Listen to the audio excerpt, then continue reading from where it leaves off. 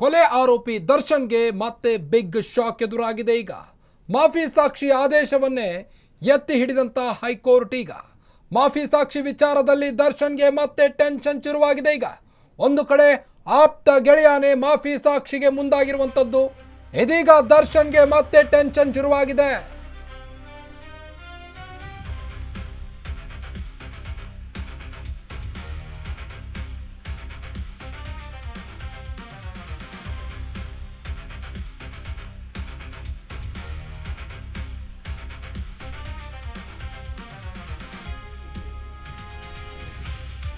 Tension tension tension ದರ್ಶನ್ಗೆ ಈಗ ತಲೆನೋವಾಗಿದೆ. ಈಗ ಜೈಲು ವಾಸನೆ ಫಿಕ್ಸ್. ಹಾಗಾದ್ರೆ ದರ್ಶನ್ಗೆ ಮಾಫಿ ಸಾಕ್ಷಿ ವಿಚಾರವಾಗಿ ಹೈಕೋರ್ಟ್ ಈಗ ಮತ್ತೊಂದು ಆದೇಶವನ್ನ ರವಾನಿಸಿದೆ. ದರ್ಶನ್ಗೆ ಮತ್ತೆ ಟೆನ್ಷನ್ ಶುರುವಾಗಿದೆ. ಈಗ ಸೆಷನ್ಸ್ ಕೋರ್ಟ್ ಆದೇಶವನ್ನ ಪ್ರಶ್ನಿಸಿದಂತ ದರ್ಶನ್ಗೆ ಹಿನ್ನಡೆಯಾಗಿದೆ. ಕೊಲೆ ಆರೋಪಿ ದರ್ಶನ್ಗೆ ಮತ್ತೆ ಬಿಗ್ ಶಾಕ್. ಇದು ಮಾಫಿ ಸಾಕ್ಷಿ ವಿಚಾರದಲ್ಲಿ ದರ್ಶನ್ಗೆ ಮತ್ತೆ ತಲೆನೋವಿದೆ. ಸೆಷನ್ಸ್ ಕೋರ್ಟ್ ಆದೇಶದಲ್ಲಿ ಮಧ್ಯಪ್ರವೇಶ ಮಾಡಲ್ಲ. ಸೆಷನ್ಸ್ ಕೋರ್ಟ್ ಆದೇಶವನ್ನ ಪ್ರಶ್ನಿಸಿದಂತ ದರ್ಶನ್ಗೆ ಈಗ ಹಿನ್ನಡೆಯಾಗ್ತಾ ಇದೆ. ನ್ಯಾಯಮೂರ್ತಿ ನಾಗಪ್ರಸನ್ನ ಪೀಠ ಮಹತ್ವದ ಆದೇಶವನ್ನ ಹೊರಡಿಸಿದೆ. ಈಗ ಈ ಹಿಂದೆ ವಿನಯ್ ಕುಲಕರ್ಣಿ ಪ್ರಕರಣದಲ್ಲಿ ವಿಸ್ತೃತ ಆದೇಶವನ್ನ ನೀಡಲಾಗಿತ್ತು.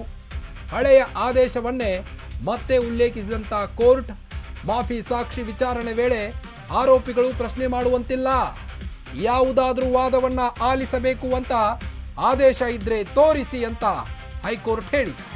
ಯಾವುದಾದ್ರೂ ಕೋರ್ಟ್ ಆದೇಶಗಳು ಇದೆಯಾ ತೋರಿಸಿ. ದರ್ಶನ್ ಪರ ವಕೀಲರಿಗೆ ಹೈಕೋರ್ಟ್ ಪ್ರಶ್ನೆಗಳ ಸುರಿಮಳೆಗೆಯಲಾಗಿದೆ.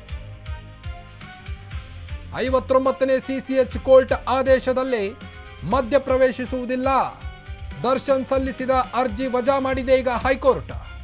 ನ್ಯಾಯಮೂರ್ತಿ ನಾಗಪ್ರಸನ್ನ ಪೀಠ ಮಹತ್ವದ ಆದೇಶವನ್ನ ನೀಡಿದೆ. ಈಗ ನಟ ದರ್ಶನ್ ಅವರಿಗೆ ರಿಲೀಫ್ ಅನ್ನೋದೇ ಇಲ್ಲ. ಯಾವಾಗ ರೇಣುಕಾ ಸ್ವಾಮಿ ಕೊಲೆ ಪ್ರಕರಣ ಬೆಳಕಿಗೆ ಬಂತು ಅಂದಿನಿಂದಲೂ ಕೂಡ ದರ್ಶನ್ಗೆ ಈಗ ಟೆನ್ಷನ್ಗಳ ಮೇಲೆ ಟೆನ್ಷನ್. ಒಂದು ಕಡೆ ಜೈಲಲ್ಲಿ ರಾಜಾತಿಥ್ಯ, ಮತ್ತೊಂದು ಕಡೆ ಬೆನ್ನು ಮೂಳೆಯ ಸಮಸ್ಯೆ, ಮತ್ತೊಂದು ಕಡೆ ಆಪ್ತ ಗೆಳೆಯ ಈಗ ಮಾಫಿ ಸಾಕ್ಷಿಗೆ ಮುಂದಾಗಿದ್ದಾರೆ. ಅನೇಕ ಟೆನ್ಷನ್ಗಳೀಗ ದರ್ಶನ್ಗೆ ಕಾಡ್ತಾ ಇದೆ. ಇದರ ಮಧ್ಯೆ ಈಗ ಹೈಕೋರ್ಟೇ ದರ್ಶನ್ಗೆ ಜಾಮೀನನ್ನು ಕೊಟ್ಟಿತ್ತು. ಅದಾದ ನಂತರದಲ್ಲಿ ಪೊಲೀಸರು ಹಲವಾರು ಸಾಕ್ಷ್ಯಾಧಾರಗಳನ್ನ ಇಟ್ಕೊಂಡು ಸುಪ್ರೀಂ ಕೋರ್ಟ್ಗೆ ಹೋಗಿದ್ರು.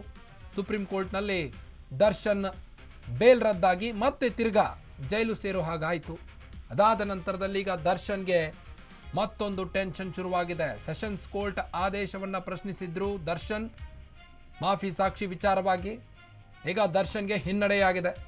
ಸೆಷನ್ಸ್ ಕೋರ್ಟ್ ಆದೇಶವನ್ನು ಎತ್ತಿ ಹಿಡಿದಂಥ ಹೈಕೋರ್ಟ್ ಮಾಫಿ ಸಾಕ್ಷಿ ಹೇಳಿಕೆ ಈಗಾಗಲೇ ಪ್ರದೋಷ್ ಮುಂದಾಗಿರುವಂಥದ್ದು. ಇದನ್ನು ಪ್ರಶ್ನಿಸಿದಂಥ ದರ್ಶನ್ಗೆ ಈಗ ಹಿನ್ನಡೆಯಾಗಿದೆ.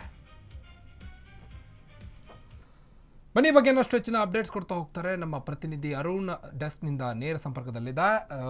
ಅರುಣ್, ಈಗ ಮಾಫಿ ಸಾಕ್ಷಿ ವಿಚಾರವಾಗಿ ದರ್ಶನ್ಗೆ ಒಂದು ಕಡೆ ಹಿನ್ನಡೆಯಾಗ್ತಾ ಇದೆ. ಹಾಗಾದರೆ ಸೆಷನ್ಸ್ ಕೋರ್ಟ್ ಆದೇಶವನ್ನು ದರ್ಶನ್ಗೆ ಎಲ್ಲೋ ಒಂದು ಕಡೆ ಹಿನ್ನಡೆ ಆಗ್ತಾ ಇದೆಯಾ? ಡೀಟೇಲ್ಸ್ ಕೊಡ್ತಾ ಹೋಗೋದಾದ್ರೆ.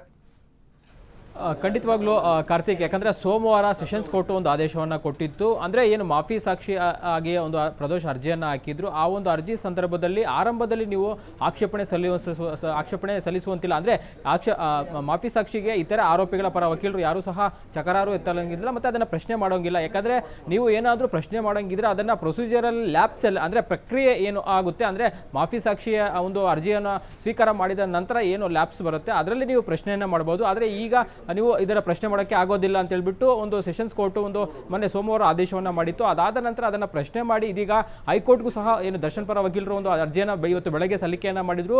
ಇವತ್ತು ಬೆಳಿಗ್ಗೆ ಸಲ್ಲಿಕೆ ಮಾಡಿದ ನಂತರ ಮಧ್ಯಾಹ್ನ ಏನು 2:30ಕ್ಕೆ ಒಂದು ಅರ್ಜಿ ವಿಚಾರಣೆ ಮಾಡೋದಾಗಿ ನಾಗಪ್ರಸನ್ನ ಅವರ ಪೀಠ ಹೇಳಿತ್ತು. ಆದರೆ 4 ಗಂಟೆ ಆದ ನಂತರ ಅರ್ಜಿಯನ್ನು ವಿಚಾರಣೆಗೆ ತೆಗೆದುಕೊಂಡಿತ್ತು. ಈ ಹಂತದಲ್ಲಿ ದರ್ಶನ್ ಪರವಾಗಿ ಏನು ವಕೀಲರಾದಂಥ ಅಜ್ಮತ್ ಪಾಷಾ ಅವರು ಸಹ ಒಂದು ಹಾಜರಾಗಿ ಒಂದಷ್ಟು ಲ್ಯಾಪ್ಸಸ್ ಆಗಿದೆ, ಹಾಗಾಗಿ ನೀವು ಇದರಲ್ಲಿ ತಡೆ ಕೊಡಬೇಕು ಅಥವಾ ಸೆಷನ್ಸ್ ಕೋರ್ಟ್ಗೆ ಒಂದು ಡೈರೆಕ್ಷನ್ ಅನ್ನು ಕೊಡಬೇಕು, ಆರೋಪಿಗಳ ವಾದನೂ ಸಹ ಈ ಒಂದು ಹಂತದಲ್ಲಿ ಕೇಳಬೇಕು ಕೇಳಬೇಕು ಅಂತ ಹೇಳ್ಬಿಟ್ಟು ಕೆಲವೊಂದಷ್ಟು ಸೈಟೇಷನ್ಸನ್ನೇ ಇಟ್ಕೊಂಡು ಏನು ನಾಗಪ್ರಸನ್ನ ಪೀಠಸ್ ಮುಂದೆ ಅಜ್ಮತ್ ಪಾಷಾ ಅವರು ವಾದವನ್ನು ಮಾಡಿದ್ರು. ಆದರೆ ನಾಗಪ್ರಸನ್ನ ಅವರು ಹೇಳಿರುವಂಥದ್ದು, ನನ್ನ ಒಂದು ಏನು ಈ ಹಿಂದೆ ವಿನಯ್ ಕುಲಕರ್ಣಿ ಕೇಸಲ್ಲೂ ಸಹ ನಾನು ಇದೇ ರೀತಿಯ ಒಂದು ಆದೇಶವನ್ನು ಮಾಡಿದ್ದೀನಿ, ಮತ್ತೆ ಈಗ ಸುಪ್ರೀಂ ಕೋರ್ಟ್ ಸಹ ನನ್ನ ಆದೇಶವನ್ನು ಎತ್ತಿಡಿದೆ, ಹಾಗಾಗಿ ನಾನು ಮತ್ತೆ ಅದನ್ನು ಮತ್ತೆ ಬರೆಯೋಕ್ಕೆ ಆಗೋದಿಲ್ಲ, ಮತ್ತೆ ಏನು ಈ ಹಂತದಲ್ಲಿ ಏನಿದೆ, ಆರಂಭದ ಹಂತದಲ್ಲಿ ಏನಿದೆ ಅದರಲ್ಲಿ ಆರೋಪಿಗಳು ಪ್ರಶ್ನೆ ಅಂದರೆ ಪ್ರಶ್ನೆ ಮಾಡೋಂಗಿಲ್ಲ.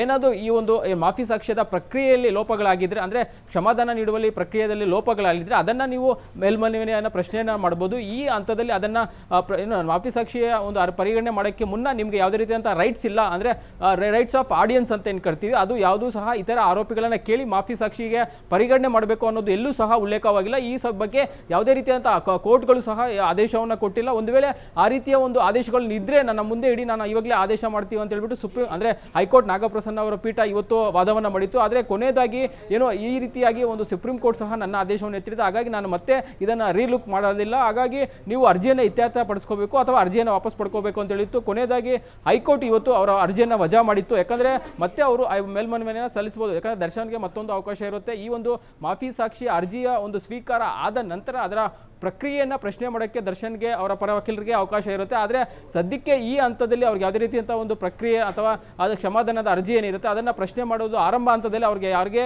ಇತರ ಆರೋಪಿಗಳು ಯಾರಿರ್ತಾರೆ ಅಂದರೆ ಅವ್ರಿಗೆ ಯಾರಿಗೂ ಸಹ ಅವಕಾಶ ಇಲ್ಲ ಅಂತ ಹೇಳ್ಬಿಟ್ಟು ಅವರ ದರ್ಶನ್ ಅವರು ಸಲ್ಲಿಸಿದ್ದಂಥ ಅರ್ಜಿಯನ್ನು ಇವತ್ತು ಹೈಕೋರ್ಟ್ ವಜಾ ಮಾಡಿರುವಂಥದ್ದು. ಕಾರ್ತಿಕ್, ಥ್ಯಾಂಕ್ ಯು ತಮ್ಮೆಲ್ಲ ಮಾಹಿತಿಗಾಗಿ ಅರುಣ್.